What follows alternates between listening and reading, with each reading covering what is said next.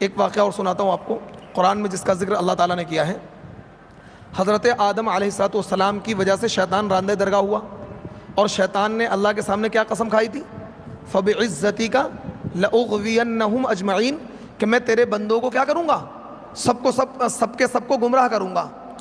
تو اب جب حضرت آدم اور حضرت حوا جنت میں رہنے لگے تو اللہ تبارک و تعالیٰ نے ان سے ایک بات کہی تھی، ایک شرط لگائی تھی، ایک کنڈیشن لگائی تھی، وَلَا تَقْرَبَا هَذِهِ الشَّجَرَةَ فَتَكُونَا مِنَ الظَّالِمِينَ۔ کیا شرط لگائی تھی؟ کہ تم یہ جو پیڑ دکھ رہا نا، یہ والا پیڑ، اس کے تم قریب بھی نہ جانا، اس کو ٹچ کرنا، چھونا اور اس کا پھل کھانا تو دور کی بات ہے، تم اس کے قریب بھی نہ جانا۔ جب کسی چیز کی قباحت بیان کرنا مقصود ہوتا ہے، کسی چیز کی نفرت دلانا مقصود ہوتا ہے، تم کیا کہتے ہیں؟ ارے بھائی اس کو تو قریب بھی مت جانا۔ حالانکہ قریب جانے سے کچھ نہیں ہوگا، ہم یہ کبھی شراب کے قریب سے بھی مت گزرنا، حالانکہ اگر قریب سے گزر گئے تو ایسا نہیں کہ آپ نے گناہ کر لیا، لیکن کیا کہا جاتا ہے؟ اس کے قریب بھی نہ جانا۔ جیسا کہ کیا کہا قرآن میں اللہ نے؟ وَلَا تَقْرَبُوا الزِّنَا إِنَّهُ كَانَ فَاحِشَةً وَمَقْتًا، زنا کے قریب بھی نہ جانا۔ حالانکہ زنا جرم ہے، اگر زنا ہو رہا آپ قریب سے گزر گئے تو کوئی گناہ نہیں ہے، لیکن کیونکہ جب کسی بھی چیز سے بچانا ہوتا ہے تو تاکید کی جاتی ہے کہ اس کے قریب بھی نہ جانا۔ بیٹے کیا ہے؟ نالے کے قریب بھی نہ جانا، جمنا کے قریب بھی مت جانا۔ کبھی ایسا نہ ہو تم اس کے قریب جاؤ اور تم کیا اس میں کود جاؤ اور ڈوب جاؤ۔ جب کسی بھی چیز کے خطرے سے ہم آگاہ کرتے ہیں تو تاکید کیا کرتے ہیں؟ کیا تاکید کرتے ہیں؟ یہ تو کرتے ہیں بھائی اس کے تو قریب بھی مت جانا۔ کوئی انسان غلط ہوتا ہے تو ہم کیا کہتے ہیں؟ ارے نہ اس کے تو قریب بھی مت جانا، اس کے تو پاس بھی مت بھٹکنا۔ تو اسی طریقے سے اللہ تبارک و تعالیٰ نے کہا وَلَا تَقْرَبَا هَذِهِ الشَّجَرَةَ فَتَكُونَا مِنَ الظَّالِمِينَ، کہ اسکن انت وزوجک الجنۃ وَكُلَا مِنْهَا رَغَدًا حَيْثُ شِئْتُمَا وَلَا تَقْرَبَا هَذِهِ الشَّجَرَةَ فَتَكُونَا مِنَ الظَّالِمِينَ، کہ تم اور تمہاری بیوی جنت میں رہو، جو مرضی کھاؤ اور پیو، جہاں مرضی لیٹو اور بیٹھو، خوب مزے لو جنت کے اندر، لیکن بس ایک بات ہماری مان لینا، یہ والا جو پیڑ ہے اس کے قریب نہ جانا۔ اب وہ پیڑ کون سا تھا؟ عام طور پر ہمارے معاشرے میں مشہور ہے گیہوں تھا، سنا ہوگا گیہوں کھا لیا، پھر کیا ہے ان کو ٹٹی آ گئی، اس طرح کے واقعات ہم نے بچپن میں سنے تھے، اور ان کے کپڑے اتر گئے۔ یہ سب بکواس ہے، اٹ از فالس، یہ بکواس ہے۔ نہ تو ان کے کپڑے اترے، نہ تو ان کو ٹٹی آئی، اور نہ ہی تو کیا ہے انہوں نے گیہوں کھایا تھا۔ مفسرین اس کے کئی سارے قول ہیں، بعض نے کہا کہ وہ انجیر تھا، بعض نے کہا وہ کشمش کا پیڑ تھا، بعض نے کہا کہ وہ کھجور کا پیڑ تھا، بعض نے کہا وہ گیہوں تھا۔ تو اب علماء نے فیصلہ کیا کیا ہے، وہ فیصلہ میں آپ کو سناتا ہوں۔ علماء نے کہا کہ بھائی اس بحث میں مت جاؤ وہ کون سا پیڑ تھا، بات سمجھ آ رہی ہے؟ اس بحث میں مت جاؤ کہ وہ کون سا پیڑ تھا، وہ امرود تھا یا انار تھا، وہ سیب تھا، سنترا تھا، اس بحث میں مت جاؤ۔ بس یہ سمجھو کہ وہ کوئی پھل تھا، چاہے وہ کوئی سا بھی ہو، چاہے وہ گیہوں ہو، چاہے وہ کشمش ہو، کچھ بھی تھا جس کے کھانے سے اللہ نے منع کیا تھا، بس اتنا۔ کیونکہ جو چیز اللہ نے مبہم رکھی ہے اس کو متعین مت کرو۔ جو چیز اللہ نے مبہم رکھی، اللہ نے تو نہیں کہا کہ بھائی اس آم کے پیڑ کے قریب مت جانا، اللہ نے کہا وَلَا تَقْرَبَا هَذِهِ الشَّجَرَةَ، اس والے پیڑ کے قریب نہ جانا۔ اگر تم اس والے پیڑ کے قریب گئے تو ظالموں میں سے ہو جاؤ گے۔ کیا ہو جاؤ گے؟ ظالموں میں سے ہو جاؤ گے، نقصان اٹھانے والوں میں سے ہو جاؤ گے۔ تو اللہ تعالیٰ نے کیا کہا؟ کسی پیڑ کی وضاحت نہیں کری۔ جب اللہ نے کسی پیڑ کو متعین نہیں کیا ہے تو آپ متعین کیوں کر رہے ہو؟ تو یہ بات سمجھ لینا، اگر کوئی کہے بھائی گیہوں کا پیڑ تھا، آپ کہنا آپ متعین نہ کریں، بس یہ سمجھیں کہ وہ کوئی کھانے کی چیز تھی جس سے اللہ نے روکا تھا، اور روکنے کا مقصد صرف امتحان تھا۔ اللہ کو پتا تھا یہ تو ہو کر رہے گا، یہ تو پہلے ہی فیصلہ ہو چکا تھا، لیکن اللہ نے بطور آزمائش اور امتحان کے ان کو روکا تھا۔ خیر، اللہ تبارک و تعالیٰ نے فیصلہ کیا۔ اب شیطان نے وسوسے ڈالنے شروع کیے۔ سب سے پہلے وہ مائی حوا کے پاس آئے۔ سب سے پہلے کس کے پاس آئے؟ وہ مائی حوا کے پاس آئے اور ان کے دل میں وسوسہ ڈالا، کہنے لگے یہ جو پیڑ ہے نا اس کا پھل تم کھا لو، اگر تم نے اس کا پھل کھا لیا تو ہمیشہ ہمیں جنت کے مزے لوگے، کبھی بھی جنت سے تمہیں کوئی نکال نہیں پائے گا۔ اب مائی حوا، کیونکہ عورت کیا ہے جلدی پھسلانے میں آ جاتی ہے اور جلدی پھسلا بھی لیتی ہے۔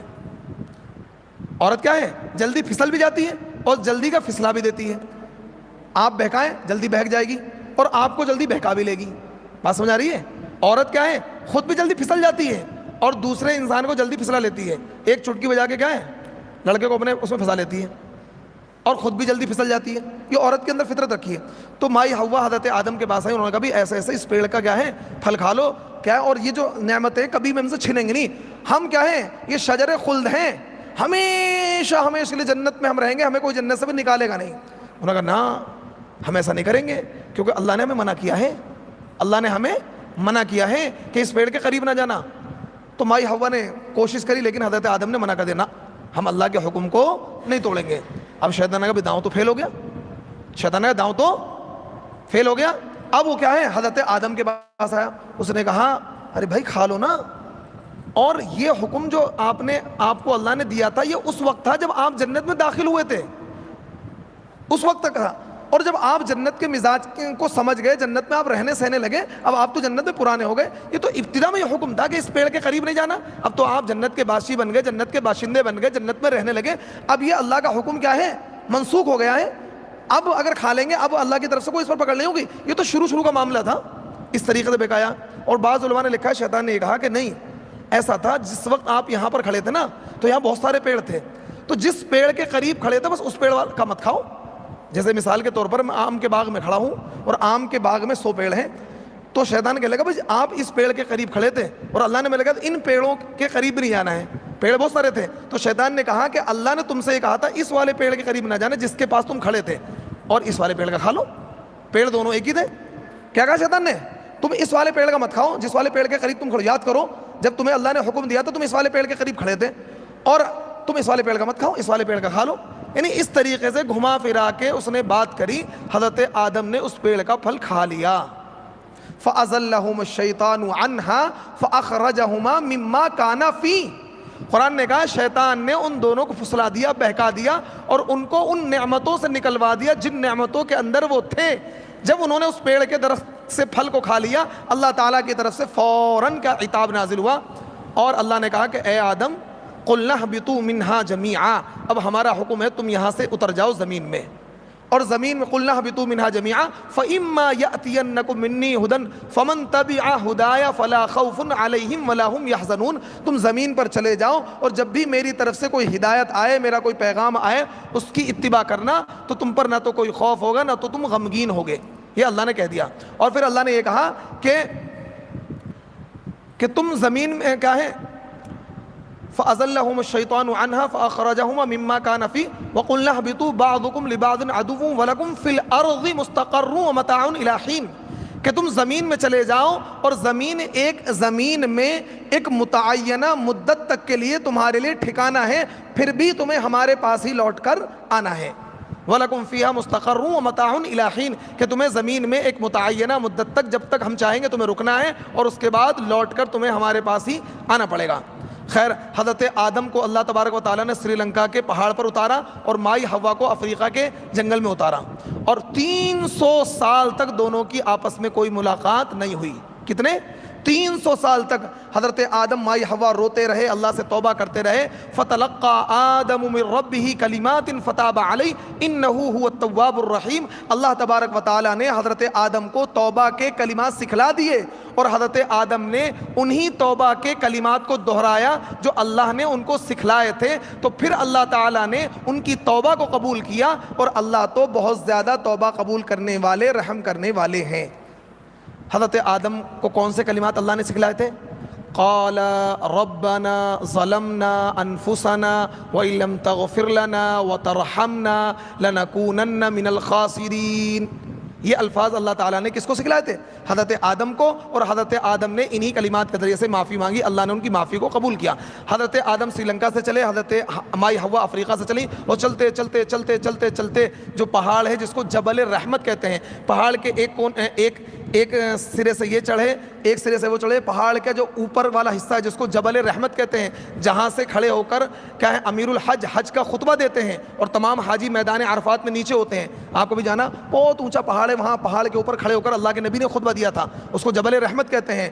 تو وہیں پر جا کر دونوں کی ملاقات ہوئی، مائی حوا اور حضرت آدم کی، اور وہیں پر اللہ تعالیٰ نے ان کی توبہ کو قبول کیا۔ پھر حضرت آدم خانہ کعبہ گئے، کیا ہے مکۃ المکرمہ گئے، اور وہاں جا کر کیا ہے انہوں نے باقاعدہ خانہ کعبہ کو آباد کیا، اور پھر حضرت حوا کا انتقال کیا وہیں ہوا، اور ان کے نام سے باقاعدہ ایک شہر بس گیا، جدہ۔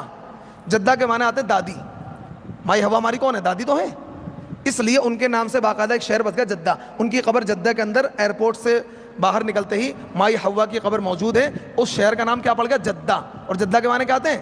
دادی کے، وہ ہماری سب کی تمام انسانوں کی دادی ہیں، اس وجہ سے اس شہر کا نام ہی کیا پڑ گیا؟ جدہ۔ تو خیر اس طریقے سے شیطان نے بڑی باریکی کے ساتھ حضرت آدم کو بہکا کر پھسلا کر کیا ہے؟ جنت سے نکلوا دیا۔ اور دیکھیے حضرت آدم نے غلطی نہیں کری ہے، قرآن نے کہا وَلَمْ نَجِدْ لَهُ عَزْمًا، ہم نے ارادتاً ان کو گناہ کرنے والا نہیں پایا، یعنی حضرت آدم نے ارادتاً ایسا نہیں کیا تھا، بلکہ وہ بھول گئے اللہ کے اس حکم کو، شیطان نے ان کو بہکا کر پھسلا کر وہ حکم اللہ کا بھلوا دیا، اور وہ حکم بھول گئے، اس وجہ سے کیا ہے؟ اس درخت کے قریب چلے گئے اور اس کے پھل کو انہوں نے کھا لیا۔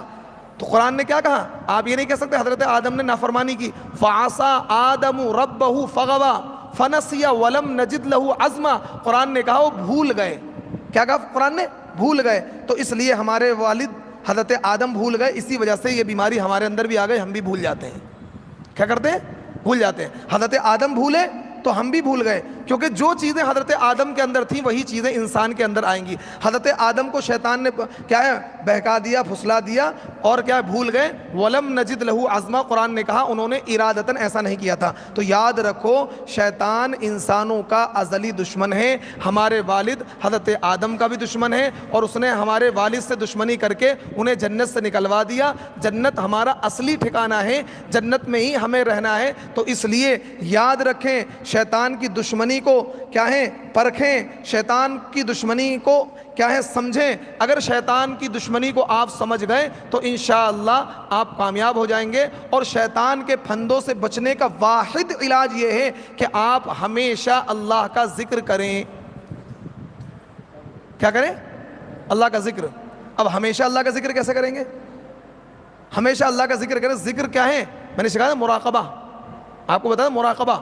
مراقبہ یہ ہوتا ہے آپ دکان میں بیٹھے ہیں لیکن یہ تصور کریں میرا دل اللہ اللہ کر رہا ہے، آپ بات کر رہے ہیں اور آپ لین دین کر رہے ہیں، آپ یہ تصور رہے کہ ہر وقت میرا دل اللہ اللہ کر رہا ہے، دل میں تصور رکھیں کہ میرا دل اللہ اللہ کر رہا ہے۔ تو ایک چیز یہ ہے، یعنی ہر وقت اللہ کا استحضار، آپ کچھ بھی کر رہے ہیں استحضار رہے کہ بھائی میرا اللہ مجھ کو دیکھ رہا ہے، میرا اللہ مجھ کو دیکھ رہا ہے، میرا اللہ مجھ کو دیکھ رہا ہے، یہ کیفیت اپنے اوپر طاری رکھیں۔ دوسری چیز یہ صبح و شام 10 مرتبہ اعوذ باللہ من الشیطان الرجیم پڑھ لیا کریں، انشاءاللہ شیطان کے وار سے، شیطان کے حملوں سے محفوظ رہیں گے۔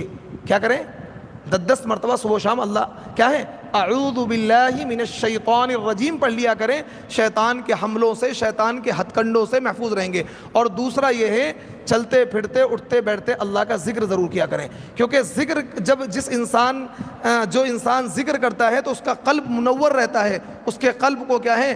شیطان اس کے قلب میں وسوسے نہیں ڈال سکتا، اس کو بہکا نہیں سکتا ہے۔ اللہ کا ذکر ہی کیا ہے؟ شیطان کے وسوسوں سے، شیطان کے ہتھ کنڈوں سے بچا سکتا ہے۔ اس لیے اللہ کے ذکر سے اپنے دلوں کو غافل نہ کریں۔ اگر آپ نے اللہ کے ذکر سے اپنے دلوں کو غافل بنا دیا تو شیطان آپ کو اچک لے گا۔ آج ہمیں شیطان اسی وجہ سے اچک لیتا ہے کہ ہم کیا نماز تو پڑھ لیتے ہیں لیکن اللہ کا ذکر نہیں کرتے، ہم تسبیحات کا ورد نہیں کرتے، ہم قرآن نہیں پڑھتے، ہم ہر وقت اللہ کے وجود کا، اللہ کے موجود ہونے کا استحضار نہیں کرتے، ہم یہ یقین نہیں رکھتے، یہ کیفیت ہم برقرار نہیں رکھتے ہیں کہ میرا اللہ مجھ کو دیکھ رہا ہے۔ ہر وقت یہ کیفیت ہماری برقرار رہنی چاہیے، ہم کام پر ہیں، کاروبار میں ہیں، سفر میں ہیں، حضر میں ہیں، یہ تصور، یہ کیفیت ہو کہ اللہ مجھ کو دیکھ رہا ہے۔ بچیں گے شیطان کے ہتھ کنڈوں سے، شیطان کے ہتھ کنڈوں سے بچیں، اللہ سے پناہ بھی مانگیں، صبح و شام 10 مرتبہ اعوذ باللہ من الشیطان الرجیم کا ورد کریں، قرآن کی تلاوت کا اہتمام کریں، نماز پڑھیں، گناہوں سے بچیں، انشاءاللہ شیطان کے ہتھ کنڈوں سے بچ جائیں گے۔ اللہ تعالی ہم سب کو اعمال صالحہ کے توفیق عطا فرمائے۔ وآخر دعوانا ان الحمد للہ رب العالمین۔